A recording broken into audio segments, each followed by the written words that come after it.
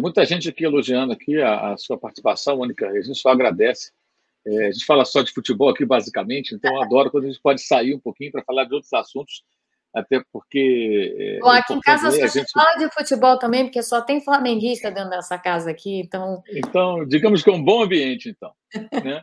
Eu, pelo menos, acho que deve ser. Então, assim, mas é importante falar de outros assuntos. Eu queria perguntar a você, Mônica, agora sobre os Estados Unidos. Né? A próxima Copa do Mundo ela vai acontecer nos Estados Unidos, no Canadá e no México. Vai ser uma logística muito louca, né? Porque ou dessa vez a Copa vai acontecer. Isso, para quem vai cobrir, como eu, é até interessante, porque ela vai acontecer num raio de 55 quilômetros, mais ou menos, a distância maior entre dois estádios. E os dois mais próximos, até o testemunho isso, estavam em obra na época, eu vi, ficam a 7 a 8 quilômetros de um estádio você vê o outro. Você vê, é plano, né? Então você vê um estádio lá embaixo. Então você consegue, de repente, ir a mais 2, 3 jogos num dia, consegue se locomover para os lugares. Agora, Canadá, México, Estados Unidos, né? Ainda mais um país largo, digamos assim, o mapa dos Estados Unidos, leste a oeste, né? São distâncias muito grandes, né? Um voo de Los Angeles até Nova York dura 6 horas, alguma coisa em torno isso. disso, é bem demorado.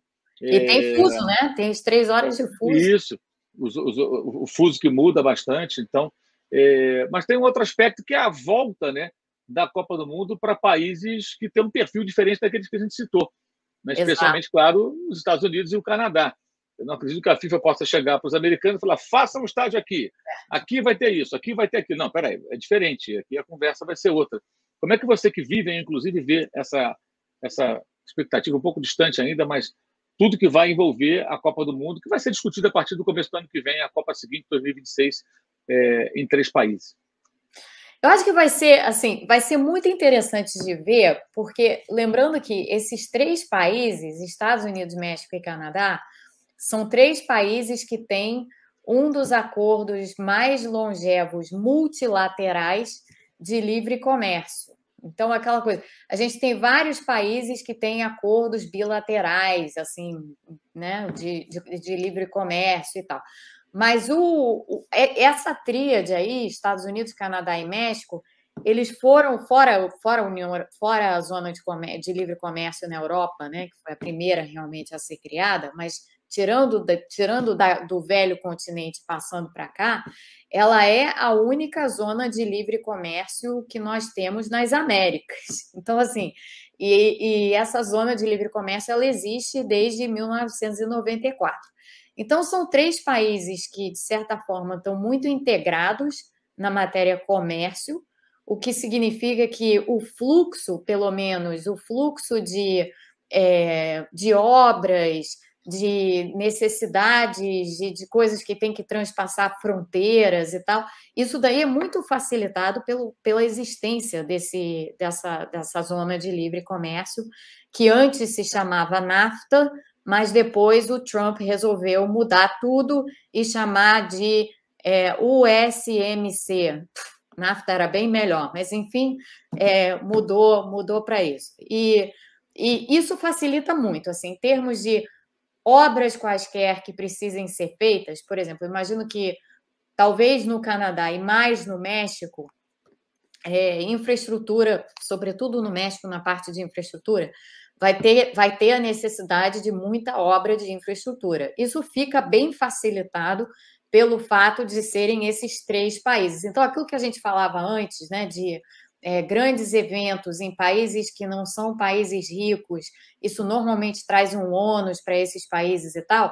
No caso do México, pode ser que isso não ocorra e talvez seja até uma oportunidade para o México, essa Copa do Mundo, precisamente porque o México pode contar com a ajuda dos Estados Unidos e do Canadá e vai contar com a ajuda dos Estados Unidos e do Canadá, porque é uma Copa conjunta, né? Então todo mundo tem interesse de que o evento seja feito da melhor forma possível.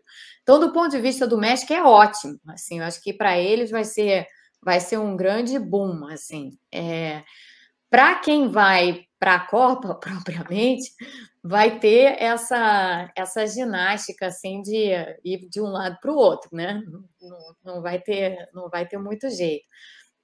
Mas, de um modo geral, eu acho a ideia simpática, assim, a ideia de fazer a Copa do Mundo nesses 3 países, e aí juntando com a coisa geopolítica, né?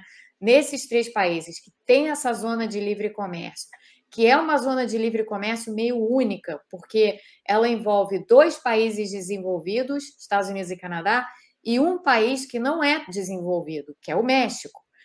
Isso é diferente da Europa, por exemplo. Na Europa você tem livre comércio, mas todos os países são mais ou menos parecidos em termos de desenvolvimento. Essa zona daqui, da América do Norte, ela é uma das únicas em que você tem um país dos 3 que não é tão desenvolvido quanto os outros 2, e, portanto, se beneficia muito disso e tal. Então, assim, as questões de ordem política, geopolítica, Copa do Mundo e tal, que envolvem isso e que acabam trazendo esses países para ficarem, assim, de uma certa forma, mais próximos uns dos outros, é bem legal, é bem bacana. Então, essa ideia dessa Copa eu acho bem interessante, embora do ponto de vista logístico, ela provavelmente vai ser bem complicada.